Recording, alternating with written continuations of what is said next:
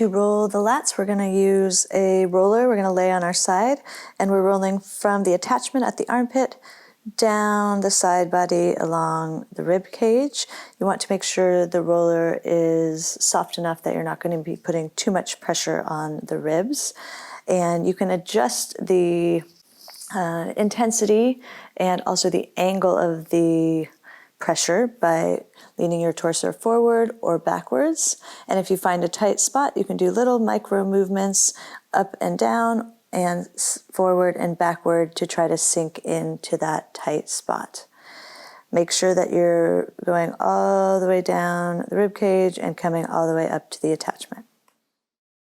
To stretch the lats, we're going to use a roller or a block. You're going to hold that in between your hands to keep your shoulders externally rotated.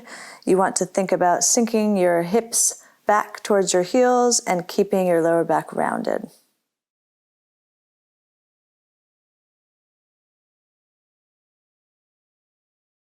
We're going to use a ball in the pec area to do self-massage on the pec major and minor. You're going to place the ball in a tight spot. This can be quite intense, so you can leave your arms just at 90 degrees, or you can slide up along the floor and then back down, which is going to be doing some kind of pin and stretch kind of release. Then change the position of the ball. Again, doing some sliding of the arm up and back.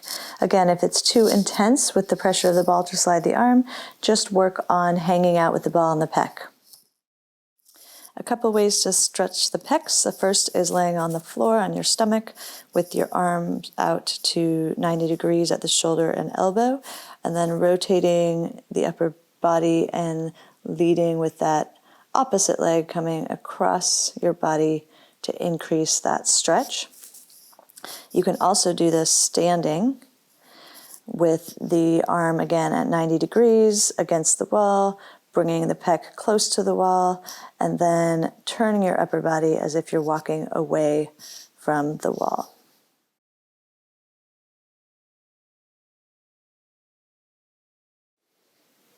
To roll the thoracic spine, we can use a roller going from the rib cage up to the neck, and we're lifting our hips off the ground, supported by our feet in order to get more pressure, and I can lean from right to left to increase the intensity on one side or the other. If I really want to sink into a tight spot in my thoracic spine, I can use a massage ball, a lacrosse ball, a tennis ball. I'm going to place the ball in that area, lift the hips up off the ground, and do micro movements just to try to get the ball to find the best area to sink in that tight spot. I can move side to side and up and down. Generally then I'm just going to move the ball to another spot rather than roll, so I have more control of the intensity here. And again, lifting up the hips, and I can lean to my right here if I really want to increase the pressure on one of the tight spots. And again, we're focusing between the shoulder blade and the spine. I love the threading stretch for stretching through the mid-scapular muscles, rhomboids, trapezius, and even getting some lats. You're going to be on your knees and reach one arm through and across your body, pressing that arm into the ground.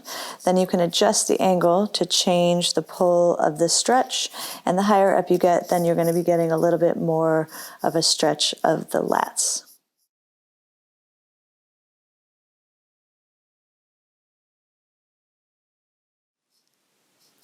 To do some self-massage on the infraspinatus, we're going to use a lacrosse ball or a tennis ball or massage ball laying on your side.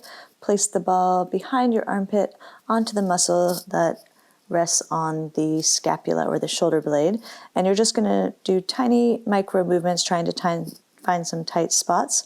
You may have to move the ball a little bit, and then adjust the position of your arm and your hand to change the intensity of the work that you're doing. To stretch the infraspinatus, we're going to lay on our side with the back of the armpit flush on the floor, your head resting on your shoulder. You're gently pressing your forearm down towards the floor with your elbow at 90 degrees.